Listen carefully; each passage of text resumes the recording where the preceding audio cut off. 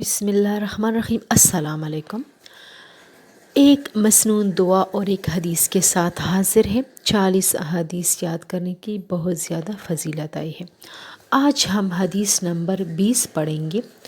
لا يدخل الجنت قاطع، لا يدخل الجنت داخل نہیں ہوگا جنت میں، قاطع قطع کرنے والا، رشتہ توڑنے والا جنت میں داخل نہ ہوگا۔ لا يدخل الجنت قاطع، رشتہ قطع کرنے والا جنت میں نہ جائے گا۔ مسنون دعا۔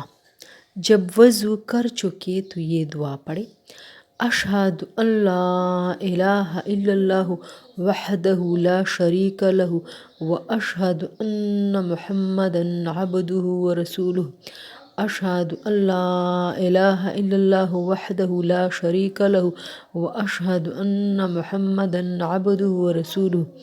میں گواہی دیتی ہوں کہ اللہ کے سوا کوئی معبود نہیں، وہ تنہا ہے، اس کا کوئی شریک نہیں، اور میں گواہی دیتی ہوں کہ محمد صلی اللہ علیہ وسلم اللہ کے بندے اور رسول ہیں۔ جو شخص وضو کے بعد یہ دعا پڑھے گا تو حدیث کے مطابق اس کے لیے جنت کے 8 دروازے کھول دیے جاتے ہیں، جس سے چاہے وہ داخل ہو۔